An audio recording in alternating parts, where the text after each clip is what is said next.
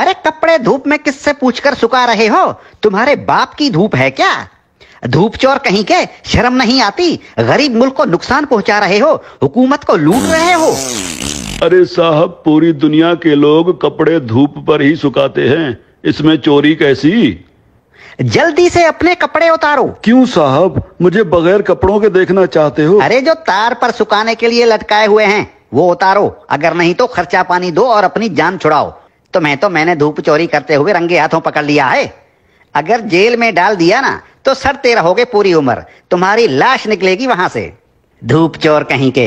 अरे साहब, चोरी कैसी? अरे धूप पर हुकूमत ने टैक्स लगा दिया है, अब धूप पर कपड़े सुखाने का बिल आएगा।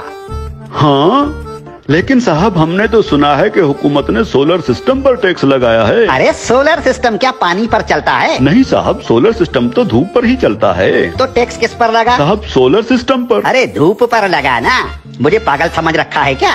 धूप चोर कहीं के। धूप को सरकार ने अपनी तहवील में ले लिया है, खबरदार जो मुफ्त में धूप इस्तेमाल की। अब सोच क्या रहे हो? उतारो कपड़े। साहब मैं सोच ये रहा हूँ कि कैसे कैसे टैक्स लगा रही है हुकूमत हम आवाम पर।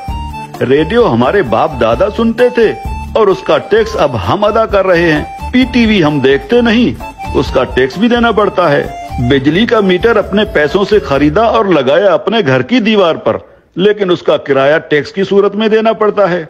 बिजली आने का टैक्स, बिजली जाने का टैक्स। अरे साहब, हम कौन कौन से टैक्स अदा करें? और जो IMF का कर्जा लेकर खा गए हो वो कर्जा कौन उतारेगा? अभी तो सांस लेने पर भी टैक्स लगेगा।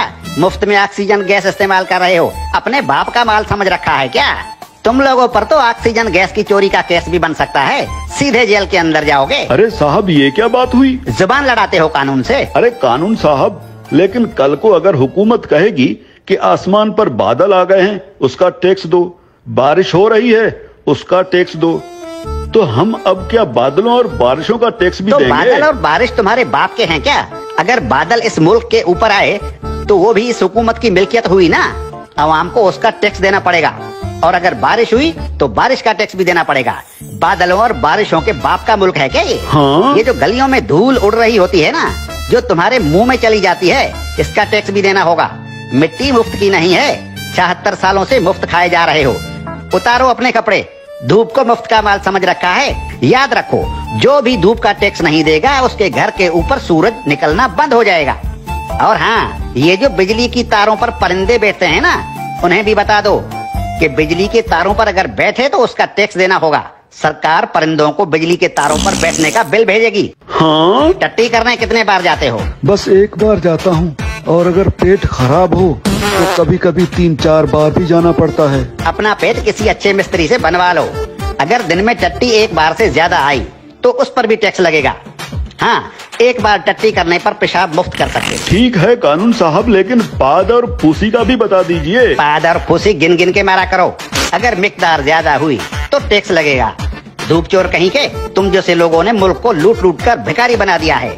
अब ये मुल्क मजीद नुकसान बर्दाश्त नहीं कर सकता। हर चीज को अपने बाप का माल समझ रखा है। अब कानून हरकत में आ गया है, अब ऐसा नहीं चलेगा। हाँ? देखो, मुर्दा लोगों के डेथ सर्टिफिकेट बिल्कुल मुफ्त बनवा सकते हो। और क्या करे हुकूमत इस आवाम के लिए? देखो हुकूमत को कितनी फिक्र है इस आवाम की। अरे हुक्मरान मुल्क की सड़कें बंद करवा कर 100 बड़ी और दुनिया की महंगी तरीन गाड़ियों की कतारें बनाकर दिन रात मगरिब से मशरिक और शुमाल से जुनूब के चक्कर लगा रहे होते हैं। किसके लिए? आप आवाम के लिए। तंदूर पर रोटियां लगवा रहे हैं। इतनी फिक्र है हुकूमत को इस आवाम की। इस हुकूमत के किस किस भलाई से मुंह फेरोगे साले धूप चोरो?